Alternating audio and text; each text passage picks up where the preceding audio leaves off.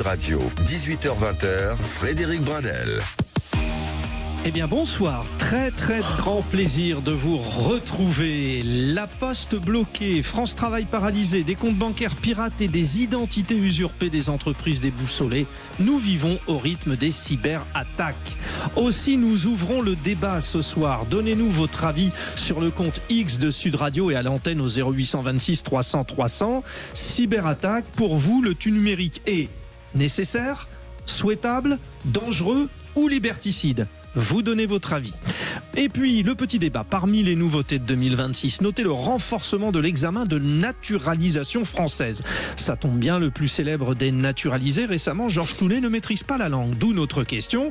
Examen de naturalisation, faut-il exiger la maîtrise de la langue française? Là aussi, vous donnez votre avis. Et puis la question du soir. Beaucoup de questions, beaucoup de débats avec vous. Fumeurs, encore une fois en 2026, vous allez payer plus cher votre paquet de cigarettes. En France, bien sûr, mais pas en Belgique, en Espagne ou en Italie. Que penser des effets de cette sanction dissuasive en principe? La question là aussi sur le compte X de Sud Radio, la hausse des prix du tabac est-elle une mesure positive, inutile, injuste? Pour en débattre, vous allez voir 3 sacrées vraies voix. Les vraies voix Sud Radio. Bonsoir et bonne année, Philippe Bilger, notre grand magistrat honoraire à vie. Voilà. J'aime bien le rappeler quand même parce que c'est bien. Vous avez marqué l'histoire. Oui, vous avez marqué l'histoire de la justice. Voilà, enfin. Bon, président de l'Institut de la parole aussi. La justice m'a marqué. mais je suis ravi et très bonne année à tout le monde. William T est avec nous, président du think tank Le Millénaire. Bonsoir et bonne année, William. Bonsoir et bonne année à tous. Et puis Samuel Botton, expert en communication chez Step Conseil. Prêt pour 2026 ? J'ai l'impression qu'on est déjà au 6e mois de 2026. Ah oui, à ce point-là. Je vois passer sur les réseaux sociaux. Parce que nous sommes que le 2 janvier quand même.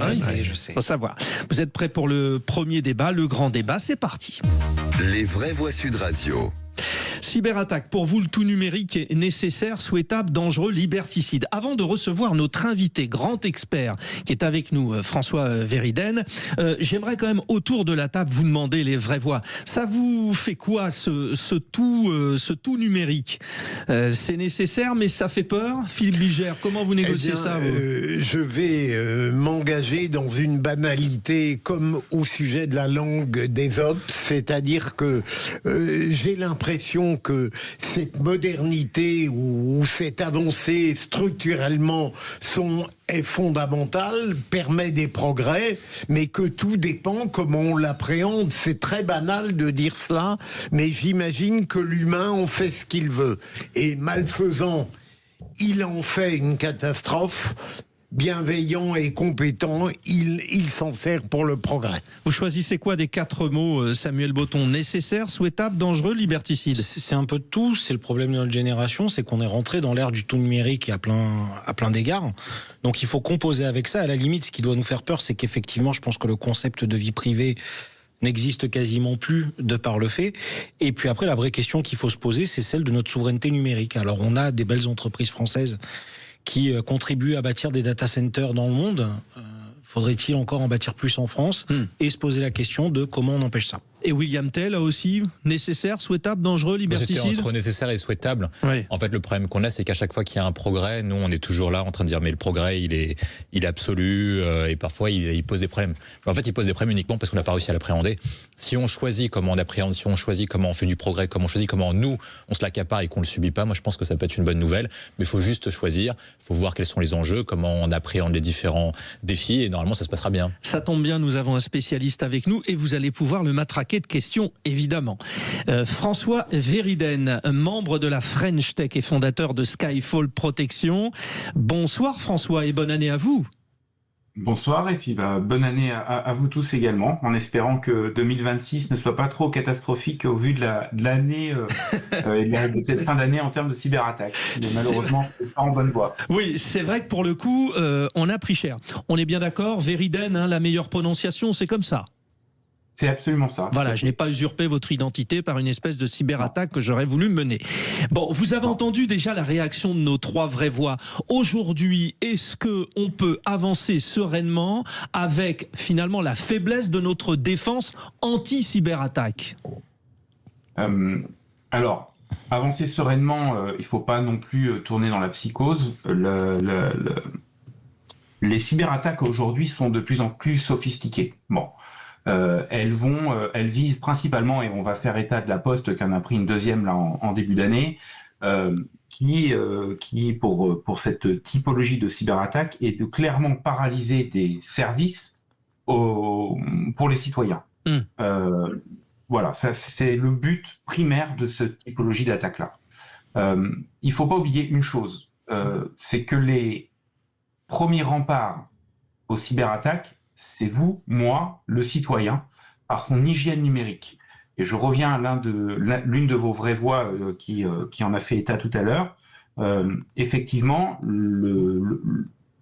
le curseur entre vie privée, vie professionnelle et cyberattaque est extrêmement fin, mais est lié essentiellement à l'humain. Bon. Essentiellement à l'humain. Alors justement, je vous laisse dans les mains de Philippe Bilger.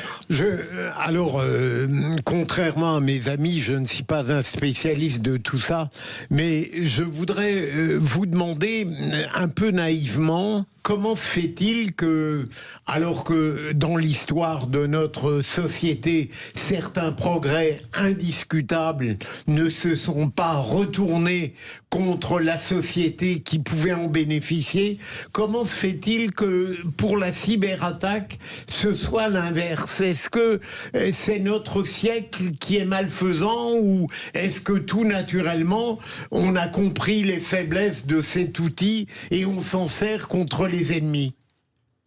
Dans votre dernière question, vous apportez un élément de réponse. Le tout numérique aujourd'hui, c'est ce qui lie les mondes d'aujourd'hui. C'est-à-dire que vos systèmes monétaires, vos systèmes de toute nature passent désormais intégralement par l'informatique.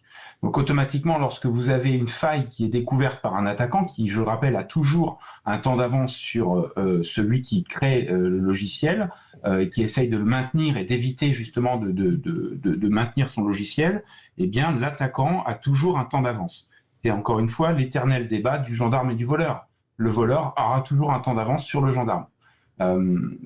Des fois, il y a des dégâts qui sont assez minimes, et puis des fois des dégâts qui sont plus importants. Oui, avec des vies qui peuvent être très très très amputées. Enfin, je pense que la cyberattaque il y a face aux entreprises, face également aux particuliers. Vous, par exemple, Samuel Botton, vous hésitez à payer, à donner votre carte bleue sur tout ça, etc. Non, moi je suis pas un bon exemple parce que j'appartiens à la dernière génération qui a... Merci de nous le rappeler, oui.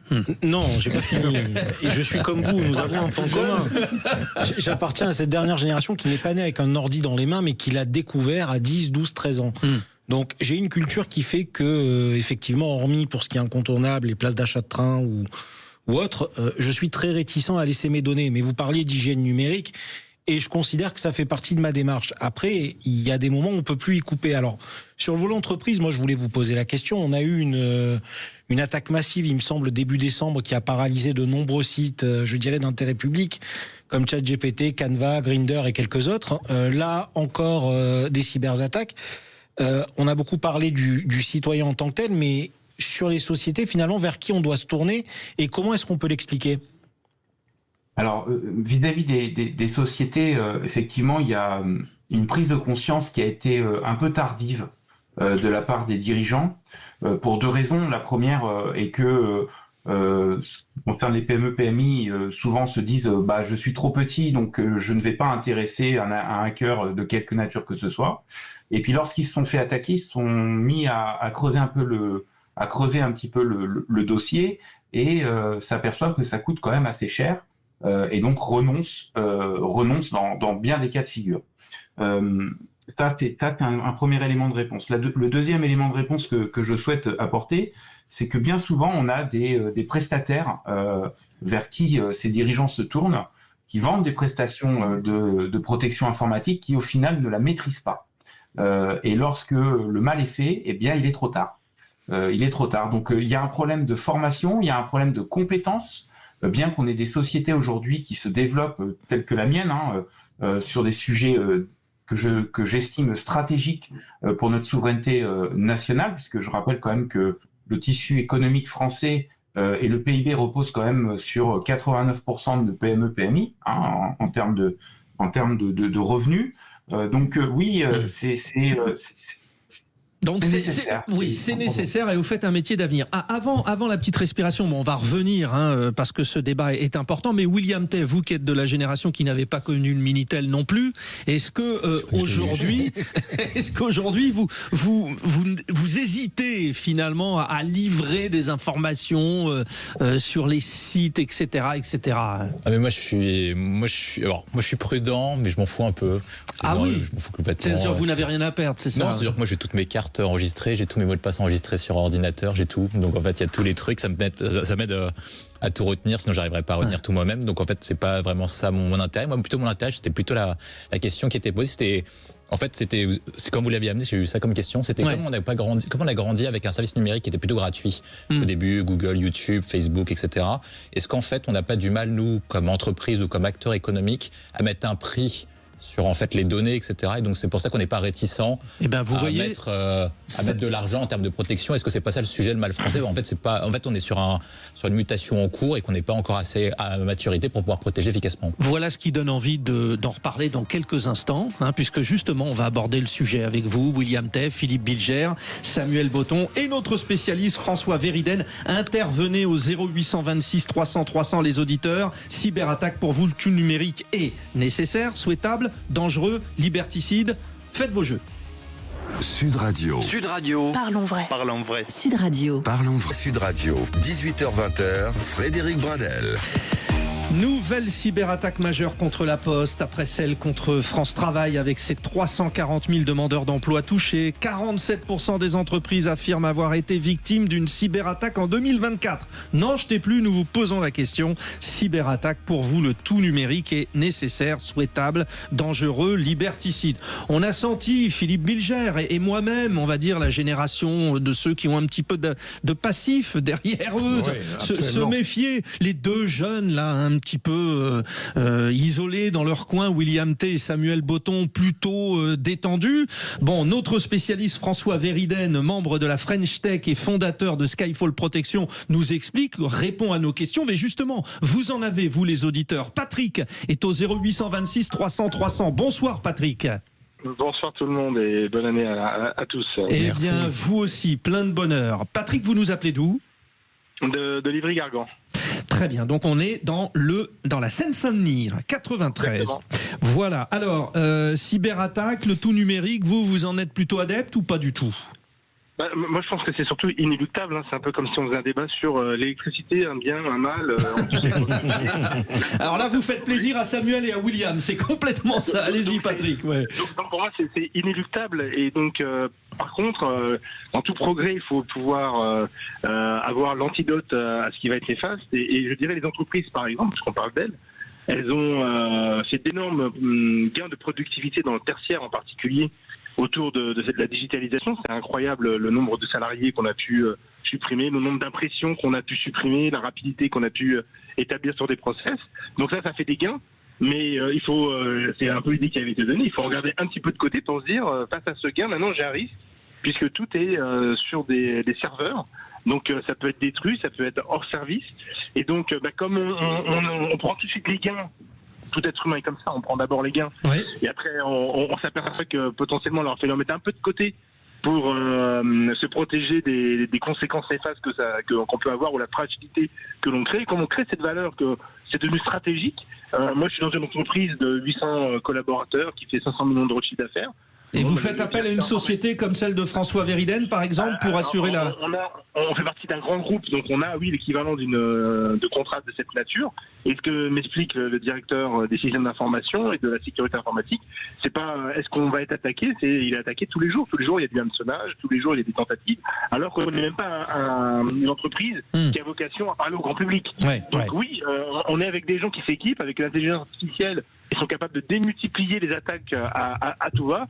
Et donc, il faut être la société qui aura la protection la plus compliquée. C'est un peu comme pour votre maison. Soit vous dites, je laisse open bar et quand je m'en vais, je m'en remets à la chance, ou soit vous mettez des verrous et une alarme. Bon, voilà, merci beaucoup Patrick, très très très éclairant et vous allez finalement dans le sens de ce que disait William T il y a un instant. Quand même, Philippe Bilger, ça vous fait réagir? Oui, je suis tout de même frappé, mais encore une fois, probablement à cause de mon total amateurisme, par le fait que on prend comme une évidence le fait à la fois de bénéficier d'un progrès colossal et en même temps d'être dans une permanente attitude de vigilance parce qu'on est menacé. J'aimerais avoir le talent de William qui a mis en place un dispositif pour se défendre.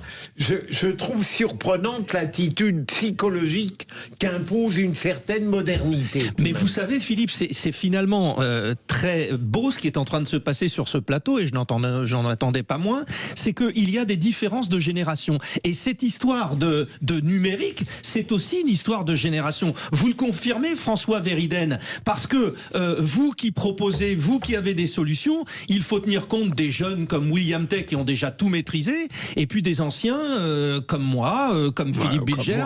Oui, enfin non, mais justement, je voulais pas vous laisser seul. Entre les deux. Samuel est entre les deux. Donc n'est-ce pas, François, il y a ça aussi. En fait, oui, alors, je vous rejoins dans l'analyse et dans ce que vous dites. Il faut pas oublier une chose, c'est que les hackers, ils analysent, ils font ce qu'on appelle ils ciblent précisément aujourd'hui les tranches d'âge, par exemple. Vous êtes un retraité, vous avez un téléphone portable, vous communiquez avec vos petits-enfants, eh bien, vous allez être plus prépondérant à recevoir des SMS de smishing, c'est-à-dire que des SMS type vous avez un colis en attente, pour pouvoir le recevoir, cliquez sur le lien, et puis il faut mettre votre numéro de carte bleue. Puis les entreprises, où effectivement c'est une autre nature d'attaque, parce que la cible n'est pas la même. Ouais. Donc aujourd'hui, il y a une forme d'intelligence importante dans les cibles de choix des hackers. Il ne faut pas l'oublier. Oui, très, très intéressant. L'option principale pour vous à suivre, finalement, parce que tout à l'heure, on va solliciter un auditeur s'il était ministre du numérique. Mais vous, Samuel Botton, il y a urgence quand même. Que faut-il faire ? Non, il n'y a pas d'urgence. L'auditeur a utilisé un mot jamais inquiet, lui, il est terrible. C'est inéluctable. À partir du moment où on le sait et que c'est pas nouveau, que ça date pas d'hier, il n'y a pas de souci. Je vais même aller plus loin. L'intervention qui vient d'être faite m'a rappelé quelque chose. Ces 2 dernières années, il y a eu une escroquerie en vogue dans les entreprises où les services comptables recevaient des mails avec la même adresse mail que le PDG. Bonjour Martine, merci de valider le paiement de 30 000 € à telle société. D'accord. Sauf que le dirigeant, sur des paiements très élevés, quand ça lui est présenté, non, c'est pas moi. Et en fait, on est sur des tentatives de piratage et on n'est pas sur quelque chose de sophistiqué. Finalement, c'est très simple. Ça appelle à la crédulité. Il faut le savoir. Il faut le savoir. Ouais. Sur les investissements des entreprises, William T, c'est l'enjeu. Alors, pas seulement des entreprises, de l'État aussi. Non, mais il y a l'État, il y a les entreprises, il y a les acteurs individuels. Par exemple, quand vous allez dans la rue, vous êtes tout seul dans le métro ou dans le RER, dans des zones sensibles. Est-ce que vous avez peur de vous faire chourer votre carte bleue ? Bah évidemment. Mais quelle est la probabilité que vous fassiez chourer votre carte bleue dans la rue ? Que vous fassiez piquer votre carte bleue sur Internet. Elle est à peu près la même de toute façon. Sauf qu'on a un problème, et c'est un problème essentiel, c'est qu'on a plus peur du numérique. Pourquoi ? Parce que beaucoup de personnes ne maîtrisent pas. Et quand vous ne maîtrisez pas un sujet, du coup, vous avez peur de tout.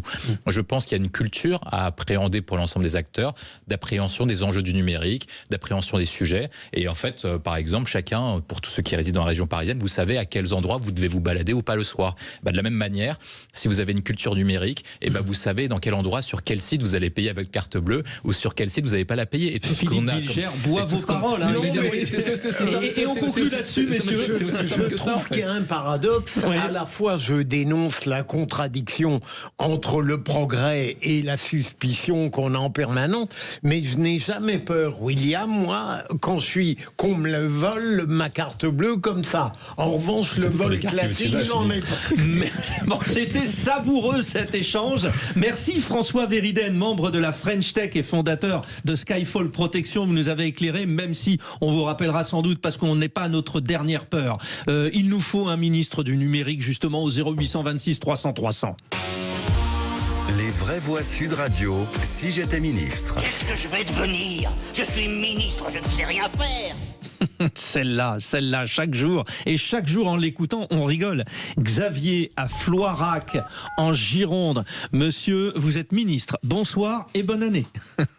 Bonsoir Sud Radio, bonsoir Frédéric, bonsoir Philippe Bilger, bonsoir tout le monde. Bonsoir. Alors, vous avez écouté le débat, vous avez vu que ça fait peur. Philippe Bilger ne se propose pas comme ministre du numérique. Non, au contraire, je vais apprendre beaucoup de choses de la part du ministre. Xavier, quelles seraient vos premières décisions? Allez-y. Pour suivre un objectif simple et clair, c'est de faire de la France la reine de l'intelligence artificielle.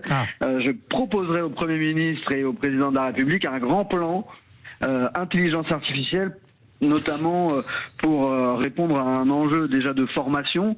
Je pense que la formation tant des élèves dans la formation initiale que dans la formation professionnelle, il faut absolument faire en sorte que les travailleurs de demain soient à l'aise avec l'IA, les entrepreneurs de demain également. Dans les services publics, il faut aussi qu'on intègre l'intelligence artificielle. Il y a des sources énormes d'économie, d'optimisation grâce à l'intelligence artificielle. Dans les entreprises, évidemment. Et puis je pense que la France pourrait être à la manœuvre pour créer les data centers de demain, dont on voit qu'ils se placeront, positionneront probablement dans l'espace. Et Xavier, avec ce qu'on vient d'entendre, le système de sécurité qui va avec, parce que l'IA, ça va pas arranger nos affaires, nous qui sommes plutôt inquiets, Philippe Bilger et moi. Exactement, raison pour laquelle on pourrait faire comme dans les années 50 à l'époque du général, créer des grandes entreprises nationales autour de l'intelligence artificielle, créer une SNCF ou un EDF de l'intelligence artificielle, une entreprise qui arrive à piloter toute la chaîne de valeur et à proposer, à faire en sorte que la France retrouve un peu de grandeur grâce à l'IA, cette nouvelle révolution industrielle qui est à l'œuvre. Et si la bonne santé de la France venait des auditeurs de Sud Radio? Parce que ça fait 3 ministres, moi, que je reçois, puisque j'ai le plaisir d'être avec vous. À chaque fois, c'est super pertinent. Juste, merci beaucoup, Xavier de Floirac, en Gironde. Mais juste autour de table, rapidement, il ferait un bon ministre... Un miracle, on a un ministre compétent. Voilà, Philippe Bilger dit oui. William Tay dit... Je pense qu'il aurait fallu plutôt cibler les robots et les IA qui peuvent vous aider au quotidien. Parce que comme on a vieillissement de la population, je pense que c'est ça qui est le plus utile. Vous avez une opposition concrète, mais c'est ça la vie d'un politique. Et vous, Samuel? Je le nomme tout de suite dans un gouvernement Macron. Il faut aller vite alors. Je vous laisse deviner si c'est un compliment ou pas. Non, mais c'est ce qu'on appelle une pirouette. Merci. Il a un futur génial. Merci beaucoup, Xavier. Dans un instant, nous aurons l'info en plus et puis le tour de table de nos vraies voix. Vous l'avez compris, sont en forme. Toute la famille Sud Radio vous souhaite une... Encore une fois, nous vous souhaitons une bonne année. Il n'est pas trop tard. Peut-être que vous reprenez en ce 2 janvier. Vos vraies voix, en tout cas, sont prêtes pour vous accompagner et débattre. Philippe Bilger, une de nos grandes références de l'histoire de la justice, président de l'Institut de la Parole. À chaque fois, j'aurai une petite formule comme ça, mon cher Philippe. Vous allez me faire avoir des ennuis auprès de la justice officielle. Eh bien, si je peux vous aider. William Tay, président du think tank le millénaire, et non pas le militaire, ça se saurait. Ça compliqué. Oui, voilà. Et puis Samuel Botton, l'expert en communication chez Step Conseil, Samuel. Oui. Calme, 2 janvier, voilà, on finit la semaine, c'est vendredi, on est dans le lancement. Eh ben alors écoutez, j'ai trouvé de quoi vous énerver, c'est parti. Bienvenue dans votre cours d'anglais de la collection Objectif Langue aux éditions A6000. Philippe Bilger, do you speak Trump? Yes, I try. C'est la dictée en anglais de Philippe Bilger. Great, best, worst. It is ridiculous. Everything before. C'est du russe, non? Mon accent est parfait. J'adore. Ah bon? Le tour de table De l'actualité. Le tour de table de l'actualité avec Cécile de Ménibus et Philippe David et Philippe Bilger aussi d'ailleurs, qui seront là de nouveau lundi et à 17h. Oui, voilà. En effet, grâce à Maxime, on le sait. Voilà, petit changement de programmation, donc à partir de 17h, les vraies voix. Le tour de table, Philippe Bilger. Alors là, c'est super intéressant. Selon Thomas Legrand, il faut combattre l'arnaque intellectuelle de l'extrême droite. On parle bien sûr du journaliste dans Libération. Absolument. Je trouve que c'est une étrange manière de combattre le Rassemblement national que de dire d'abord on voudrait dénoncer l'arnaque intellectuelle de celui-ci. Alors que probablement j'aurais aimé, même de la part d'un opposant systématique comme Thomas Legrand, dont je ne suis pas sûr d'apprécier forcément l'ensemble des positions, j'aurais dit, au fond, qu'est-ce qui fait gagner, qu'est-ce qui fait que le Rassemblement national aujourd'hui est en tête dans toutes les évaluations et que certains considèrent qu'il a de fortes chances peut-être d'envoyer une personnalité à la tête de la France en 2027. J'aurais d'abord cherché à connaître les causes de ce succès incroyable depuis des années, peut-être la faiblesse du macronisme, peut-être aussi le fait qu'on n'a pas su répondre sur le plan politique et social à la force du Rassemblement national qui a profité de la faiblesse en réalité du pouvoir actuel, et peut-être du fait que le réel lui-même, sans qu'il ait rien à faire, apportait de l'eau à son moulin. On aurait pu trouver 1000 argumentations pour dire il est dangereux, voilà comment il faut le combattre. Mais je ne crois pas que la méthode utilisée dans un billet, certes, par Thomas Legrand soit la plus efficace. Samuel Botton, est-ce que vous comprenez ce terme d'arnaque intellectuel du Rassemblement national? Oui, totalement. Il suffit de regarder qui est à sa tête, Jordan Bardella.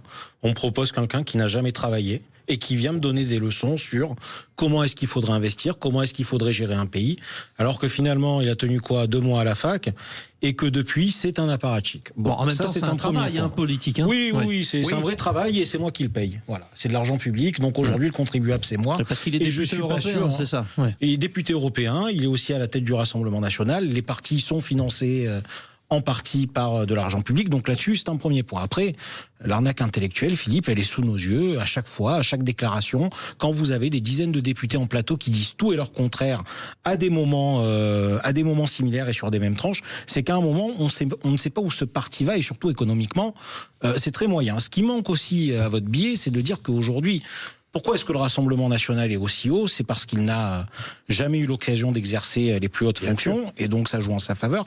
Mais c'est surtout parce que plus personne ne vote pour les LR. Ils en sont réduits à 5% sur une présidentielle, 40 députés sur la dernière législative. S'il y avait encore dissolution, je pense qu'il reviendrait à 20. Et en fait, pourquoi vous voulez qu'on continue à voter pour une copie qu'est LR, alors qu'on a l'original qu'est le Rassemblement national? Mais ça n'enlève rien au fait que ça reste une anarque intellectuelle. Alors, William T réagit, évidemment. Oui. Écoutez, moi je trouve un truc qui est simple, c'est qu'à chaque fois que vous avez quelqu'un qui vous dit il faut combattre l'arnaque, il faut combattre la connerie, souvent ceux qui disent ça sont souvent les plus cons, les plus stupides et les plus simplets. Pourquoi? Tout simplement pour une raison qui est simple, c'est-à-dire qu'ils comprennent pas pourquoi est-ce que le parti monte, et ils n'arrivent pas à comprendre la mécanisme de montée. Lorsque vous êtes en incapacité de comprendre pourquoi est-ce qu'un parti monte et pourquoi est-ce que vous avez des choses comme ça, ça veut dire que vous n'avez pas une grande capacité intellectuelle. Je vais prendre plusieurs exemples. Les remarques qu'il faut actuellement sur le RN, vous avez entendu les mêmes aux États-Unis sur Trump en 2016, vous avez entendu les mêmes sur Giorgia Meloni quand elle est arrivée au pouvoir, vous avez entendu les mêmes dans différents pays sur pourquoi par A plus B les électeurs sont soit bêtes, soit les partis n'ont aucune chance de gagner. Moi je pense qu'il y a des facteurs qui sont très simples qui expliquent pourquoi est-ce que le Rassemblement national est actuellement en tête. Premier point, c'est que vous avez une crise qui est politique, et donc vous avez un désordre dans les rues, dans les comptes publics et à l'Assemblée nationale, et le RN prétend être le parti de l'ordre, donc de rétablir une situation qui a été provoquée par la décision de Macron de dissoudre l'Assemblée nationale. Le deuxième point, c'est que vous avez des problèmes profonds qui ont été mis en avant par le fondateur du RN sur les questions migratoires, et donc ils sont crédités d'avoir mis en avant un thème qui était à l'époque quand même cité comme, lorsque vous en parlez, vous étiez raciste, nazi, antisémite, et pour autant, les Français ont vu une augmentation de l'immigration et ont vu que l'immigration causait des problèmes très profond en termes de mutation et sur les sujets de société. D'ailleurs, on va en reparler. Et autre point, c'est que vous avez été en crise économique avec une solution qui est très simple et que tout le monde peut vérifier. En 1980, avant que Mitterrand soit élu président de la République, un Français, un Américain et un Allemand gagnaient le même PIB par tête, 12 000 $ par tête. Le même.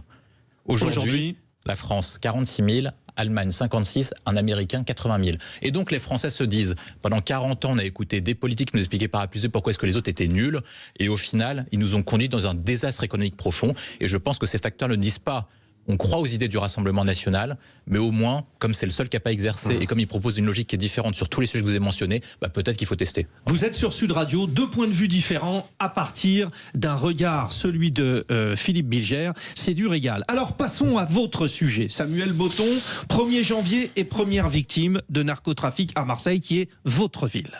Oui. et un corps découvert dans la nuit de jeudi, donc directement le 1er janvier. Donc à Marseille, on appelle ça un barbecue provençal. C'est quand on enferme la personne dans le coffre pour mettre le feu à la voiture, et ça s'inscrit finalement dans une longue logique de règlement de compte entre milieux mafieux. Donc à Marseille, la DZ Mafia, le gang Yoda et quelques autres qui gravitent autour. Mais ça m'interroge sur un point, c'est-à-dire face à une situation qui dure depuis 20 ans, avec une vingtaine de règlements de compte par an dans cette ville. Est-ce qu'au niveau national, on ne devrait pas se poser la question de la manière dont nous avons géré la question des trafics de drogue sur ces 30-40 dernières années, en étant le pays le plus répressif d'Europe, et puis finalement en étant un peu la dernière roue du carrosse à ce niveau-là? Est-ce que cette politique de la répression surtout est-elle encore viable? Je ne pense pas. Ça marche au Salvador. Oui, ça marche au Salvador, mais on est loin d'être le Salvador. Non, mais je vous dis ça, on est dans les faits. Un peu plus de liberté, de démocratie. Oui, mais enfin, il faut respecter le Salvador aussi. Mais d'accord. Ouais. Mais je pourrais vous citer l'Uruguay, je pourrais vous citer l'Espagne, je pourrais vous citer les Pays-Bas, l'Allemagne et tous les pays qu'on a autour de nous qui, eux, ont déjà accepté une forme de légalisation du cannabis. Nous, on continue à jouer les vierges effarouchées avec quasiment 6 millions de fumeurs réguliers par an sur le territoire, et finalement, ça amène des problématiques avec une hausse de consommation de drogue, mais surtout on va sur des drogues qui sont de plus en plus dures. Donc c'est un combat qu'on a totalement perdu, qui aujourd'hui s'exprime dans la violence. On est dans une spirale infernale, encore plus à Marseille. Je pense au meurtre du frère d'Amine Kessassi, qui s'en est suivi de très peu d'annonces et de très peu d'effets finalement. Et aujourd'hui, on est le 1er janvier, on repart de plus belle. Donc à un moment, c'est peut-être au plus haut de se poser les bonnes questions. Vous dites légaliser le cannabis, mais quand même pas la cocaïne, rassurez-moi. Non, je suis pas Louis Sarkozy, je vous rassure. D'accord. Mais si c'est un... Enfin bon. C'était votre tour de table. Je regarde le chronomètre en même temps. C'est vrai qu'il y aurait de quoi débattre. Vos propositions sont exceptionnelles. J'aimerais aller maintenant sur celle de William Tay. William, vous parlez du député LFI, qui associe le racisme et la pauvreté intellectuelle dans le Nord. Allez-y. Ouais, c'est le grand classique. Ça veut dire que ce sont les gens qui sont censés défendre le peuple et donc être les héros de la cause sociale qui en fait sont les plus méprisants envers le peuple. Vous avez un député LFI, Carlos Dilanga, si je me trompe pas, qui dit qu'en fait s'il y a autant de racisme dans le Nord, c'est parce qu'il y a une pauvreté intellectuelle, en disant que c'est la région qui produit le moins de hauts diplômés, et donc en fait il associe, d'une part il fait une première faute, c'est qu'il associe diplômé et intelligence. Or tous ceux qui ont fait les grandes écoles savent pertinemment que dans les diplômés vous avez un nombre assez important de gens qui sont pas très intelligents.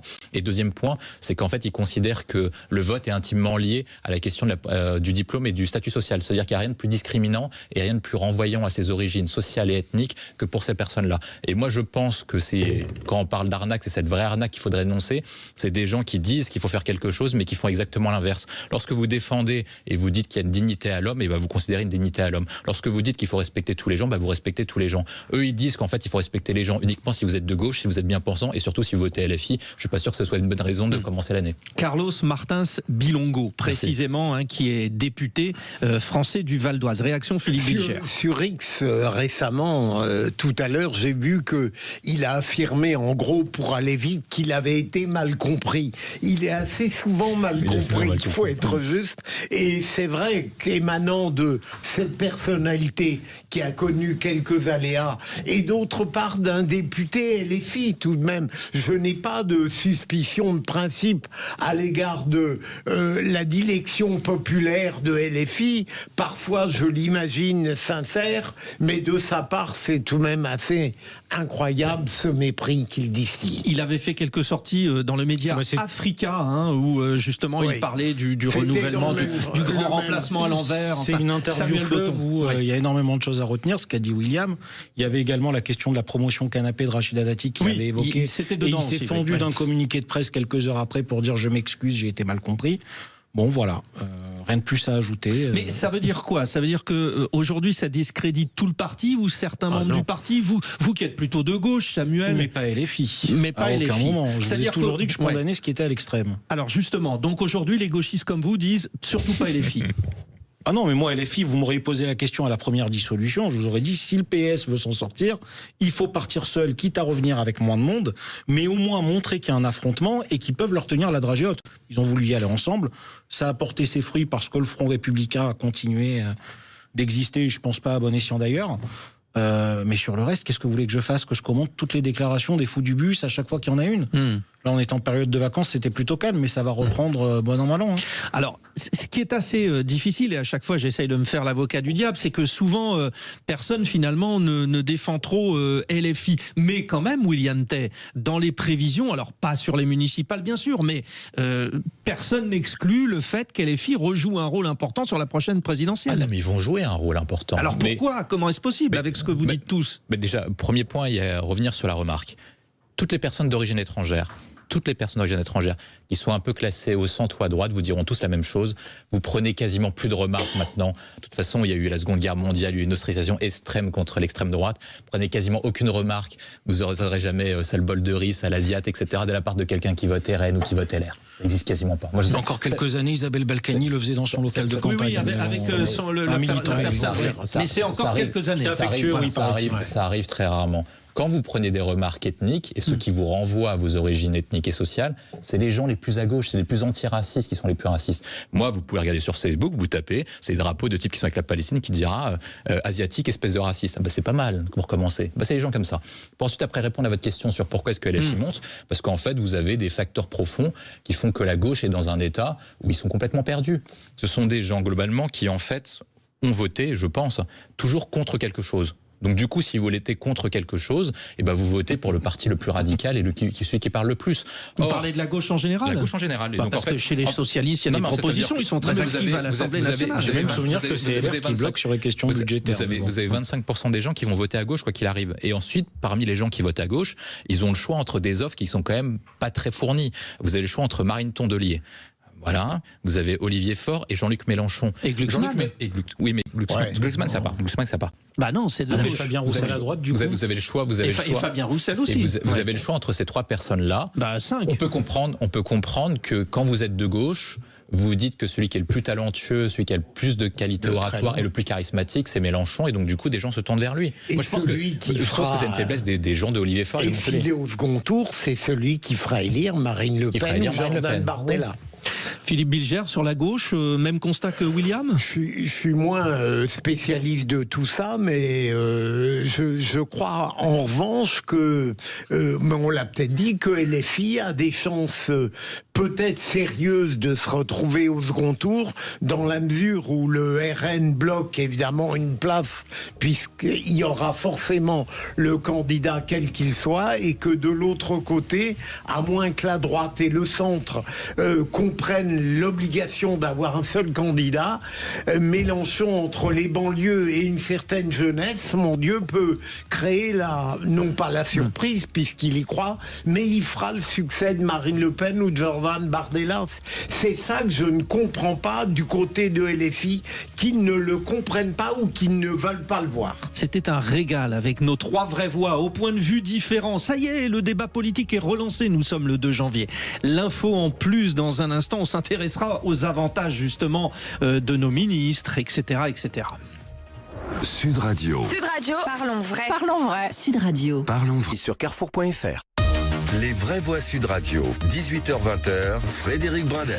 Nous débattons ensemble et vous êtes les bienvenus, évidemment, si vous voulez intervenir au 0826 300 300. Aux côtés de Philippe Bilger, William Tay et Samuel Botton, nos trois vraies voix ce soir, aux trois visions idéologiques différentes, et c'est ce qui rend cette soirée enrichissante. Notre Magid Deimat est arrivé pour l'info en plus. Les vraies voix Sud Radio.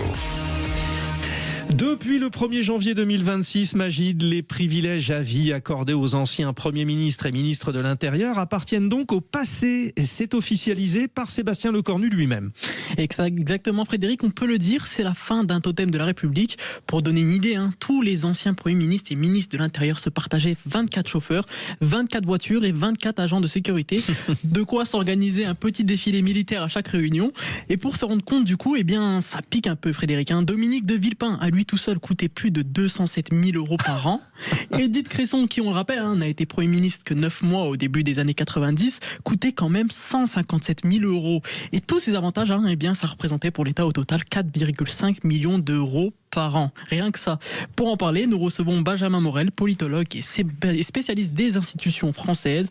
Bonsoir Benjamin et bienvenue sur Sud Radio. L'immense Benjamin Morel, bonsoir. Bonsoir, bonne année. Bonne année Benjamin. Vous allez encore avoir du travail cette année. On boira vos paroles. On vous laisse avec Magid. Monsieur Morel, cette réforme est-elle vraiment économique comme le justifiait le Premier ministre Sébastien Lecornu, ou est-elle plutôt symbolique ? Non, c'est extrêmement symbolique. Si vous vous souvenez un petit peu de ce qu'avait dit François Bayrou il y a quelques mois, c'était déjà une idée qui avait été évoquée par François Bayrou. On avait déjà eu d'ailleurs des premiers éléments mis en œuvre. Mais l'idée, c'était de donner le sentiment que la classe politique donnait l'exemple et que elle prenait sa part comme tout le monde d'une certaine façon. Ça ne va pas nous faire gagner grand-chose. C'est vraiment le fil du fil de ce que l'on peut économiser. On est vraiment dans quelque chose qui relève d'une économie de bout de chandelle du point de vue du volume, mais en revanche, il y a la volonté de montrer que la charge aujourd'hui des économies est équitablement répartie à la fois entre les riches, les pauvres, les politiques et les citoyens lambda.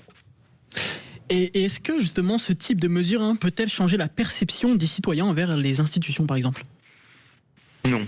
Enfin, on peut toujours s'amuser à penser que demain les citoyens aimeront beaucoup les institutions, etc. Mais la réalité, c'est que ce type de mesure peut faire plaisir éventuellement quelques-uns de vos auditeurs qui vous écouteront ce soir. Mais on sait très rapidement que, en fait, elles deviennent insensibles. En d'autres termes, les électeurs les oublient et que ça ne traduit pas tout d'un coup une réconciliation avec le monde politique, ce qui est à l'origine de cette frustration, de cette opposition entre les politiques et les citoyens.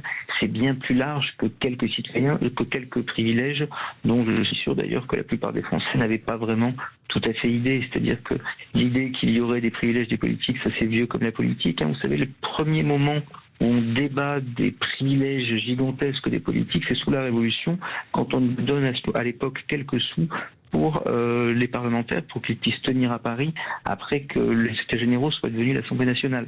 Donc cette histoire-là, elle est aussi vieille que la politique. Mais Benjamin Morel, quelques retours en arrière. Oui, mais Benjamin Morel, est-ce que cette vie politique coûte cher à la France ? Est-ce qu'il y a quand même moyen de faire des économies pertinentes ? Alors, on peut considérer que ce qui est enlevé aujourd'hui par Sébastien Lecornu, c'est pas quelque chose qui est délirant. C'est-à-dire que on voit que, évidemment, qu'il y a besoin, par exemple, d'une protection policière pour des anciens ministres qui seraient menacés, mais qu'au bout de quelques années, celle-ci ne se justifie pas. Ce que le cas d'ailleurs pour d'autres personnalités, pour d'autres ministres, et bien à ce moment-là, on puisse l'enlever, de même pour les chauffeurs. Donc, si vous voulez, c'est pas complètement délirant. Mais la réalité, c'est que là, encore une fois, on est sur des éléments qui sont des éléments extrêmement limités. En revanche, il faut faire attention. Oui. Allez-y, il faut faire attention. Il faut considérer que toute particularité, toute aide vis-à-vis des politiques serait un privilège. Vous savez, l'indemnité parlementaire, par exemple, le fait qu'on paye les parlementaires, c'est quelque chose qui est inhérent à la République, parce que qu'est-ce qui se passait quand on n'avait pas d'indemnité parlementaire ? Il n'y avait que 2 personnes qui pouvaient siéger au Parlement, les corrompus et les rentiers. Et donc à partir de là, si vous voulez avoir un Parlement démocratique, vous avez besoin de parlementaires qui soient rémunérés. Logique. Allez, réaction de Philippe Bilger. Oui, Benjamin, vous accepteriez peut-être que c'est une synthèse un petit peu discutable entre la passion de l'égalité qu'ont les Français et un zeste de démagogie tout de même. Oui, et encore une fois, c'est purement démagogique de la part de Sébastien Lecornu et de François Bayrou naguère. Néanmoins, dans une période où vous avez la volonté de faire passer un budget qui implique des sacrifices aux Français, il faut donner des symboles. On lâche là des symboles. Ces symboles, ils ne changeront fondamentalement rien au rapport avec les politiques.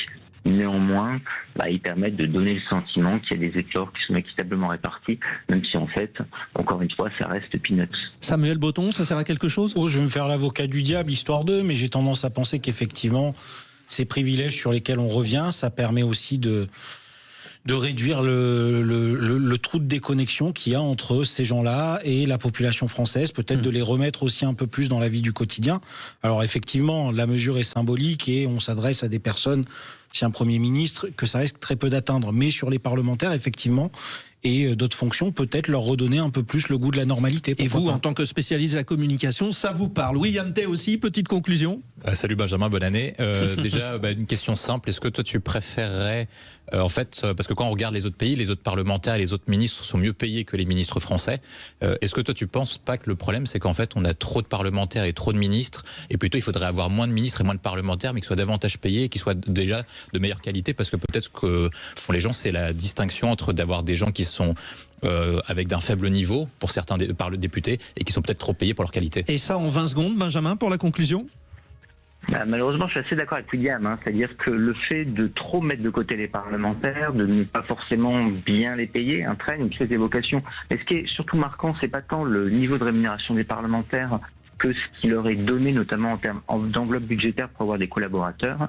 Si vous regardez un député français, c'est une PME par rapport à un député allemand et c'est une TPE par rapport à un député américain. Si vous voulez du personnel politique de qualité qui puisse vraiment faire la loi, eh bien, il n'y a pas de secret, ça se peut.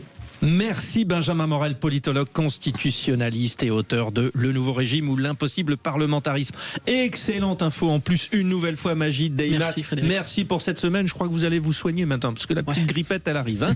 Allez, tout de suite Thomas Binet sur la copropriété, notre expert. On retrouve bien sûr les 3 vraies voix dans la foulée. Merci Frédéric. Merci Maxime Sénat, notre réalisateur. Oui, 2 janvier. Oui, Ouais, ça fait une année de plus. C'est ça, exactement. Et aujourd'hui, je rentre officiellement dans la génération des anciens, quoi. Ah. Voilà. On va pas dire combien, quand même. Non. Enfin bon, voilà, quoi. Bon, merci pour cet anniversaire, cher Maxime. Avec nous, Philippe Bilger, président de l'Institut de la Parole et un avocat général que j'aurais tant aimé avoir. William Tay, président du think tank Le Millénaire. Bonsoir. Et puis Samuel Botton, expert en communication chez Step Conseil. Bonsoir. Personne ne me souhaite l'anniversaire de vous 3. William si avant. William si. J'ai dansé. Vous avez dansé? Ah, très bien, mais vous ne m'avez pas souhaité un bon anniversaire. Bon anniversaire. Sortez, Samuel. Je vous souhaite un bon 40e anniversaire. Mais, c'est gentil ça. Mais non, j'ai passé justement le cap. Vous savez quoi, 43 en vrai? Oh, c'est gentil. Bon, je demande pas à Philippe, puis dès qu'on parle de moi, il s'en fiche, c'est pas grave. Alors voici notre petit débat. Depuis le 1er janvier, les étrangers non européens souhaitant séjourner durablement en France doivent se prêter un examen civique obligatoire. Ce n'est qu'à cette condition qu'ils accéderont à la naturalisation française. Nous vous proposons cette question, vous intervenez au 0826 300 300. Examen de naturalisation, faut-il exiger la maîtrise de la langue? Parce qu'on a eu un exemple récemment, un certain Georges C. Écoutons-le. Désolé, my French is horrible. Non. It's horrible, so I'm learning. J'apprends, mais c'est pas encore ça. Hello, bonsoir. Ce qui ne l'empêche pas d'être investi dans sa commune. Comme ce soir-là, lors de l'inauguration du cinéma, ou quand il a financé une ferme de fruits et légumes bio pour la cantine de l'école. J'aime quasiment tout en France. J'aime les gens. On a déjà un groupe d'amis très soudés et merveilleux là où on vit.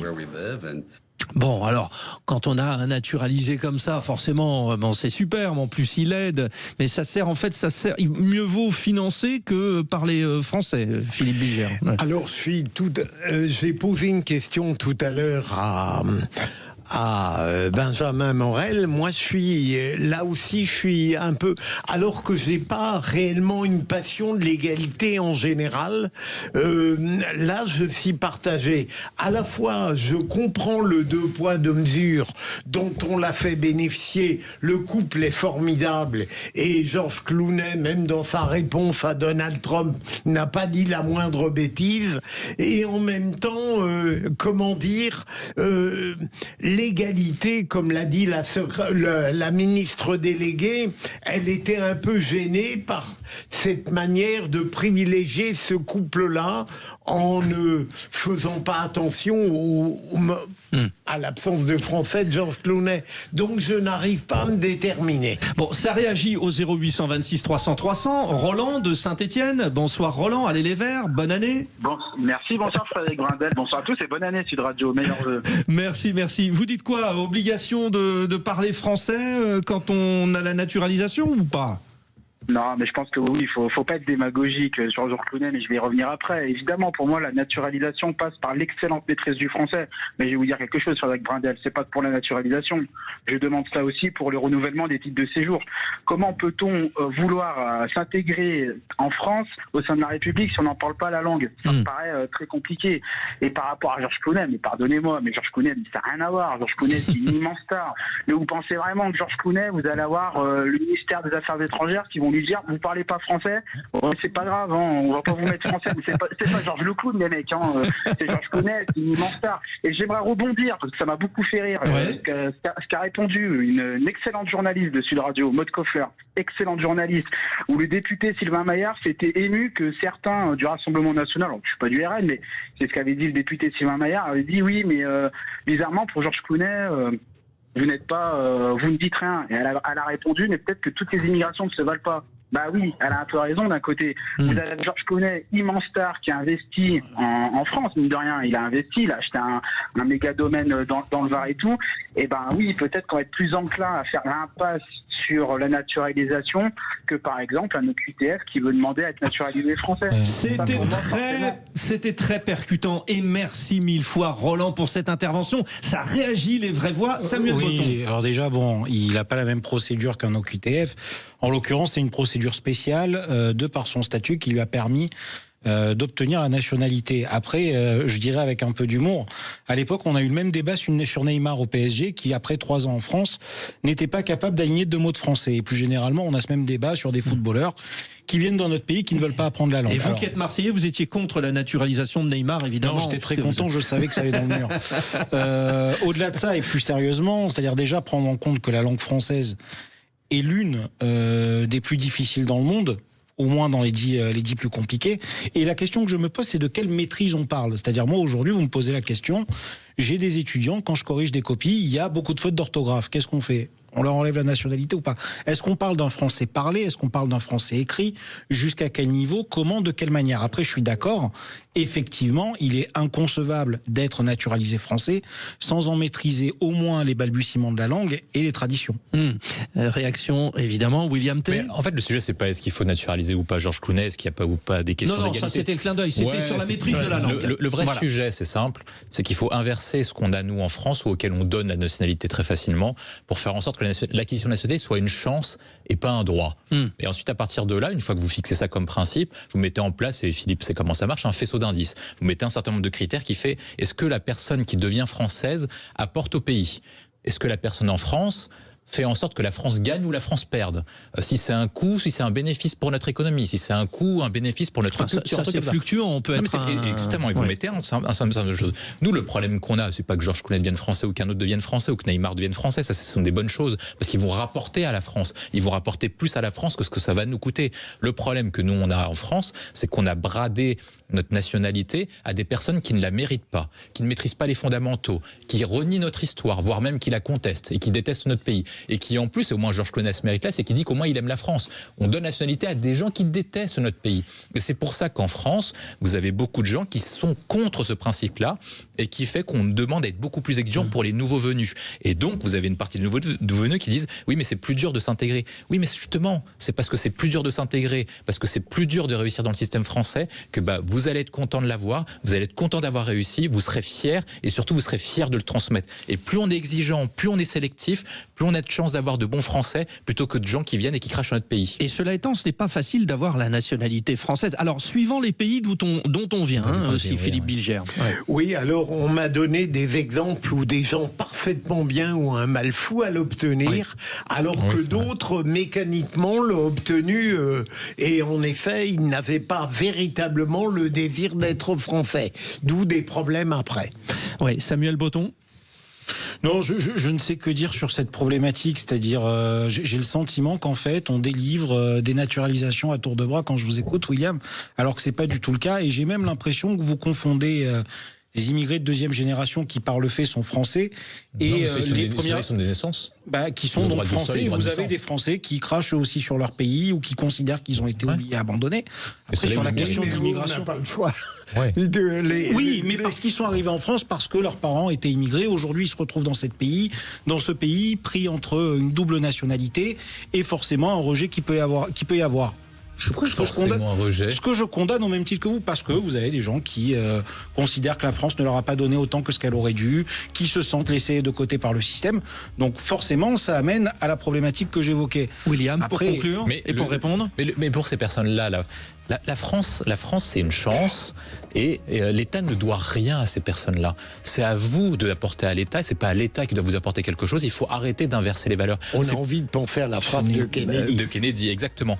Moi, je pense qu'il y a une partie des gens qui sont français et qui ne méritent pas de l'être. Vous avez des personnes qui ne sont pas françaises et qui mériteraient forcément de l'être. Et nous, notre but, et c'est ça le but de la loi, c'est de corriger les injustices, de faire en sorte que ceux qui crachent sur le pays soient le moins possible bénéficiaires des droits accordés à l'ensemble des Français, et que ceux qui devraient être bénéficiaires et qui ne le sont pas soient avantagés. Et je pense que le sujet est très simple. Vous vous dites, est-ce que cette personne-là apporte au pays ou est-ce que cette personne-là coule le pays? Si ça apporte au pays, vous le naturalisez. Si ça coule le pays, vous lui montrez notre direction. Ouais. On pourra mettre un peu d'échange de nationalité dans tout ça, histoire de bien agrémenter. Bon, voilà. Bien, on vous ne mettra pas d'accord là-dessus. Dans un instant, vous fumez les trois là autour? Non. Je suis un ex-fumeur. Et j'ai arrêté grâce à la vape. Moi non plus, Philippe. Jamais fumé. Eh bien, on va parler de la cigarette. À tout de suite. Sud Radio, les vraies voix Sud Radio, 18h-20h, Frédéric Brindel. C'est l'une des augmentations du début d'année 2026, de 10 centimes à plus d'1 euro selon les marques pour le paquet de cigarettes. L'idée est de dissuader de fumer, c'est un enjeu sanitaire, mais le contournement s'organise pour les plus accros. La question sur le compte X de Sud Radio, vous répondez. La hausse des prix du tabac est-elle une mesure positive, inutile ou injuste? Vous répondez, vous nous donnez votre point de vue. Écoutez, c'était ce matin chez nos confrères de BFM, Serdar Kaya, le président national de la Confédération des buralistes. Les vraies voix Sud Radio.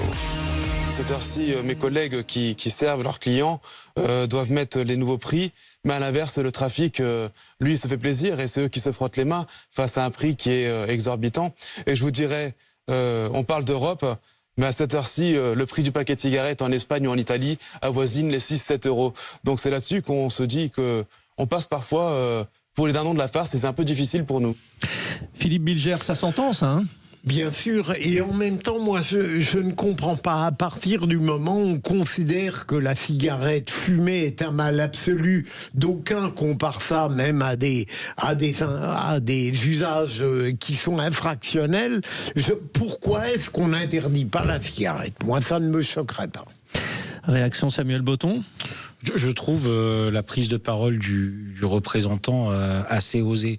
C'est-à-dire se plaindre que l'Espagne puisse vendre des outils de mort à moins cher que ce que nous le faisons en France, et donc déprécier ce qu'est notre politique de santé qui a eu de très bons résultats sur ce volet-là depuis 20 ans. Je trouve ça à la limite de honteux. Après, si je voulais faire un peu d'ironie, je vous dirais que ça fait les affaires de Carclop, qui est une application qui a été lancée il y a quelques semaines et qui permet aux gens d'aller faire leurs courses à la frontière pour tout ce qui est alcool et cigarettes. Donc effectivement, il y a le fumeur que j'étais il y a 5 ans qui vous dirait ça m'arrange pas, je tombe un paquet par jour et mon porte-monnaie va prendre un coup. Et il y a le non-fumeur d'aujourd'hui qui vous dira en fait c'est pas mon problème, et si ça aide des gens à arrêter de fumer, alors allons-y et mettons le paquet à 20 euros s'il faut. Les auditeurs ont donné leur point de vue sur le compte X de Sud Radio. Continuez sur le compte X de Sud Radio. La hausse des prix du tabac est-elle une mesure? Alors vous dites positive à 25%, inutile à 45%. Et injuste à 31%. Bon, est-ce que les fumeurs se sont mobilisés? William Tay. En fait, on a une maladie en France, c'est de croire qu'une taxe nous ramènerait une certaine prospérité, ferait en sorte que tout marcherait bien. Si ça faisait revenir la vertu. Mais si ça marcherait, la France serait le pays le plus prospère au monde, où il y aurait le moins de malades, où chacun pourrait remplir ses caddies, tout irait bien, et ce serait pas l'un des pays où il y a plus de dépressifs en Europe. Tout ça, ça marche pas. On sait très bien pourquoi. Parce que moi, je pense que le sujet essentiel, c'est qu'en fait, pourquoi est-ce que la cigarette aujourd'hui ne marche plus? Quand vous regardez les publics et vous regardez les sociologies, ceux qui ne fument de moins en moins, et moi j'ai vu la différence avec mon âge, c'est ceux qui ont actuellement entre 15 et 25 ans. Pourquoi? Parce qu'à l'époque, en fait, les gens fumaient non pas parce qu'ils voulaient fumer, mais parce que c'était une question de mode ou c'était une question de plaisir. Et ce qui a tué, en fait, l'image de la cigarette, c'est pas le prix.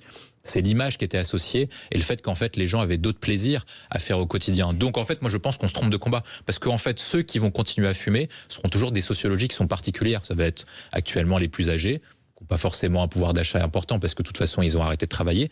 Et deux, ça va être les catégories populaires. Donc en fait, on accable davantage des gens qui étaient déjà en difficulté. Quand vous regardez autour de vous, en fait, ceux qui sont plutôt riches et ceux qui sont plutôt bien aisés, s'ils veulent continuer à fumer, ils continueront à fumer. C'est pas parce que le paquet de cigarettes va augmenter de 1 ou 2 euros qu'ils vont arrêter. Donc moi, je pense qu'on se trompe à chaque fois de combat en se disant, tiens, on a un prélèvement en France, on va créer une nouvelle taxe, on va créer un nouvel impôt en croyant que ça marche. Moi, je pense que c'est pas ça. Ce qui a fait que ça a changé, pourquoi est-ce que la consommation de cigarettes a changé, c'est parce que c'est l'image et parce qu'en fait, on est passé d'une génération il y a 10, 15, 20 ans qui préférait sortir et faire des soirées. Vous n'aviez pas autant de runners, vous n'aviez pas autant de gens qui aimaient faire du vélo. Et en fait, les gens souvent arrêtent tout simplement pour une question simple, c'est qu'ils ont vu que leurs conditions physiques ne permettaient pas de faire leurs activités, ils ont arrêté. Aujourd'hui, ils font comme vous et moi, William, ils ont des puffs à la main, les jeunes. Vous faites les sorties de collège, de lycée.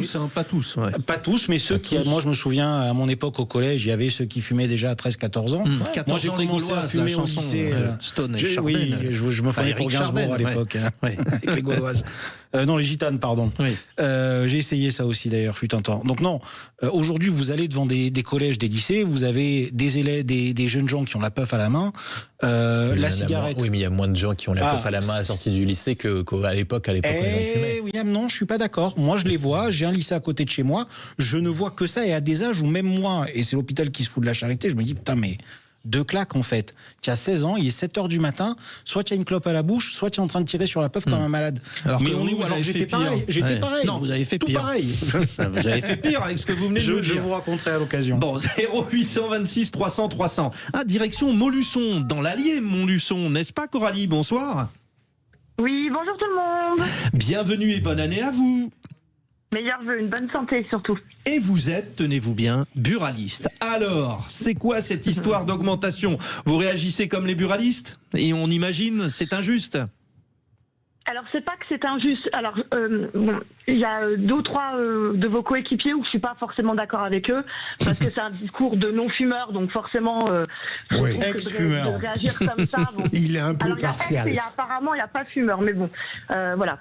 Moi, là, ce qui m'embête dans tout ça, c'est que en fait, ils augmentent les taxes en pensant que les gens vont arrêter de fumer. Et c'est là où c'est faux. Parce que les gens, qu'est-ce qu'ils font? Ils vont ailleurs, ils vont prendre soit de la contrebande, soit de la contrefaçon.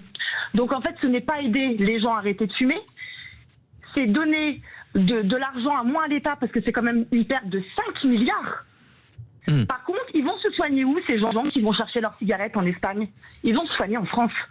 Donc ça continue de créer un déficit. Mais oui, vous ne croyez pas qu'ils vont au Qui ou au Luxembourg? À Andorre, beaucoup à Andorre, ouais. Oui, pour aller chercher leurs cigarettes, mais... La cigarette, on le sait que c'est pas bon pour la santé, hein. On le sait depuis longtemps. C'est pour ça qu'il y a une interdiction de vendre aux moins de 18 ans. On s'est vachement amélioré sur les cigarettes électroniques pour essayer de donner un change aux personnes qui sont accros, parce que ça reste une addiction. Voilà, on peut pas mentir.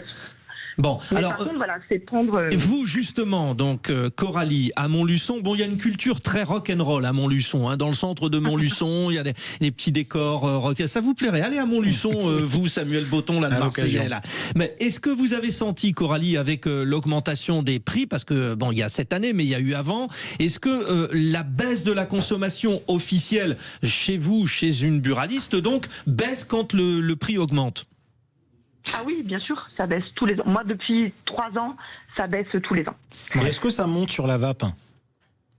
Ça augmente un petit peu, mais moi j'ai senti vraiment une grosse baisse. C'est que à côté de chez moi, j'ai 2 épiceries de nuit qui se sont ouvertes. Ouais. Sachant que les 2 épiceries, il faut bien dire, il y a même pas 2 mètres d'écart entre les deux, donc je sais pas comment c'est possible. Et moi, oui, j'ai une perte de tabac de 300 000 euros par an, tous les ans, là. Ça fait 3 ans, depuis que les épiceries sont là. Parce que les épiceries vendent illégalement, c'est ça?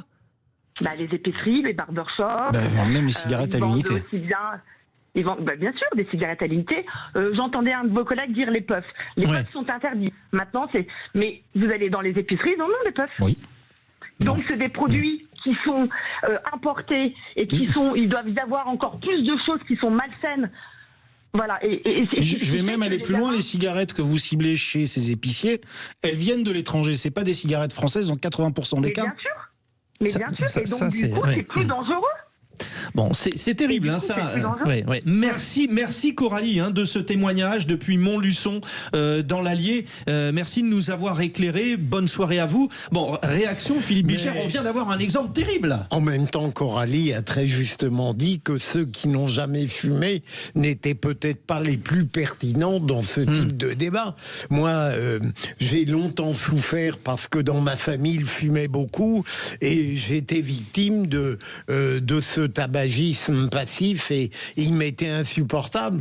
Mais je peux comprendre la passion que pour certains, mes enfants eux-mêmes me disaient que je ne comprenais rien à la vie parce que je ne comprenais pas la volupté d'une cigarette au moment où on boit un café. Je trouve mais il faudrait être plus cohérent à partir du moment où on admet que c'est un mal, même en augmentant le prix, ça ne me paraît pas très cohérent sur le plan. Sauf que, William T., on a un premier exemple, et ça, la thématique va vous inspirer. Nous sommes dans l'Union européenne, et que déjà, si on interdit ou si on met un prix, il faut que ce soit partout dans l'Union européenne. Parce que là, c'est du n'importe quoi. Mais oui, là, on a un problème majeur. Mais de toute façon, la politique française marche un peu sur la tête. Ça veut dire qu'actuellement, on met en place la hausse des prix, mais ça va pénaliser uniquement soit les buralistes français, soit les personnes les plus pauvres qui ont moins les moyens. Est-ce que pour autant, cette hausse des prix va entamer une baisse de la consommation réelle de cigarettes et non pas la consommation affichée ou la consommation de la vente du tabac par les buralistes, mais la consommation réelle? Je ne pense pas. Ça, c'est le premier paramètre. Le deuxième paramètre, c'est que de toute façon, en fait, et la buraliste l'a très bien rappelé, c'est que vous allez financer soit les marchés parallèles, soit les épiceries, soit en fait les autres pays de l'Union européenne. Et de toute façon, c'est quand même vous qui allez payer la note parce que, in fine, le consommateur français ira se faire soigner en France parce que c'est à cet endroit-là que vous allez le faire. Et donc moi, je pense que c'est pour ça que vous avez un véritable problème. Si vous voulez vraiment lutter contre la cigarette... C'est ce que dit Philippe Bilger, directive européenne, mais c'est pareil, on ira en Suisse, en Norvège ou en Andorre, qui ne sont pas Union européenne. Mais si vous voulez vraiment interdire massivement, soit vous dites que vous interdisez, ça peut se comprendre, moi je pense pas que ce soit une bonne idée, mais vous dites complètement que vous interdisez, soit vous avez une autre possibilité, c'est qu'en fait, c'est une question d'attractivité. C'est-à-dire que les gens fument parce qu'en fait, ils se disent c'est cool de fumer. Au bout d'un moment, de toute façon, tous les fumeurs comprendront. Vous n'êtes même plus sur une question de plaisir d'aller fumer une clope. Vous êtes sur un truc qui est quasiment mécanique. Quand vous êtes à un paquet par jour, je pense que vous l'avez été, je l'ai été. Ce n'est plus du plaisir. Ça me rappelle des mauvais souvenirs. Ça veut dire que vous sortez dehors, il fait -5. Vous êtes comme ça en train d'allumer, vous prenez pas de plaisir. Donc en fait, vous êtes sur un effet qui est mécanique. Et une fois que vous substituez ça par autre chose, vous trouvez d'autres plaisirs de la vie, vous allez arrêter. Et tout ce qu'il faut, nous, c'est proposer un truc qui soit alternatif. Donc ça peut être quoi? Peut-être dans la... Il y a eu un vrai sujet où aujourd'hui la filière de la vape se retrouve dans la même situation puisqu'on veut augmenter la taxation sur leurs produits parce que la puff a été aussi un vrai coup d'arrêt pour le secteur et ça je peux le comprendre pour des raisons écologiques, mais aujourd'hui c'est comment est-ce qu'on intègre tous les dispositifs parallèles type patch, vape et autres pour les intégrer dans un parcours de sortie et d'arrêt du tabac total chez le consommateur. Et là-dessus, on a encore un peu de travail à faire. Mais la hausse des prix a quand même aidé, je suis désolé de vous le dire. Moi, pour moi, oui. Est-ce que vous, oui? Moi, je m'étais dit, alors c'est l'ironie de l'histoire qui fait ça, je m'étais dit, dès qu'on passera le cap des 10 €, psychologiquement, ça sera trop dur. Et il se trouve que... vous êtes dit, allez, 10,50 €, non? C'est ça, non 2 jours avant que ça arrive, je me retrouve en rendez-vous avec un client, je le vois avec une puff dans la main. Qu'est-ce que c'est? Il me la donne, tiens, tu verras, tu vas arrêter la cigarette. Effectivement, une semaine après... J'ai commencé en alternant en me disant voilà, mais quand je me suis rendu compte que mes doigts ne sentaient plus le tabac, mes vêtements, même la laine, on va être très honnête, c'est pareil, c'est-à-dire la fraîcheur, la menthe, tout ça, je me suis dit bon, voilà, et aujourd'hui j'essaye de temps en temps quand j'ai beaucoup de fumeurs autour de moi, mais je vais tirer 2 tafs, et je vais la jeter parce que j'y arrive plus. Ouais, ça s'est passé de la même manière finalement, Philippe Bilger, quand on a empêché de fumer dans les restaurants aussi. Hein. Ah oui, quel bonheur. Quel bonheur. C'est vrai que j'aurais du mal à imaginer des gens fumer dans un restaurant aujourd'hui. Même si on a quelques-uns dans Paris, vous pouvez fumer passer une certaine heure. Hein. Mais vous savez que moi plusieurs fois je suis allé sur des compétitions internationales en tant que journaliste sportif et il y avait des fumeurs français qui se retrouvaient dans des restaurants, par exemple en Serbie où on peut fumer dans les restaurants, et les fumeurs étaient gênés. Hein. Frédéric, j'ai même connu des rédactions où on fumait encore dans les bureaux en 2015-2016. Et les salles de montage, quand j'étais stagiaire, n'en pouvaient rien dire. Merci les vraies voix. Merci pour ce 2 janvier 2026 avec Philippe Bilger, William T, Samuel Botton à la réalisation. Bien sûr, Maxime Sénat. Zach était au standard avec ses auditeurs particulièrement performants ce soir. Et puisqu'on parle de performance, Alexandre Priam arrive. Transition. Monsieur Rugby, avec maillot de l'équipe de France là. Eh oui, avec un polo de l'équipe de France. Bah oui, pourquoi pas. Bien. Qui sera champion de France cette année? Allez, faut. Toulouse. Oui, c'est sans risque. Non, je prends pas de risque. Je prends aucun risque là, et effectivement. Le programme à venir, cher Alexandre. Justement, dans quelques instants, on va essayer de parler de la saison 2025-2026, mais la deuxième phase, la phase 2026 avec Marco Tolègne, joueur de l'équipe de France, joueur de Montpellier. On va parler des grands enjeux dans les 15 prochaines minutes. Et puis, on aura évidemment Philippe Spanguro avec nous pour parler des grands enjeux, surtout financiers, structurels, économiques pour le rugby français en 2026, avec beaucoup de sujets, et notamment le rééquilibrage des comptes de la Fédération française de rugby. C'est sur Sud Radio. C'est le rugby, c'est Alexandre Priam, c'est à suivre. Toute la famille Sud Radio vous souhaite une bonne année. Bonjour.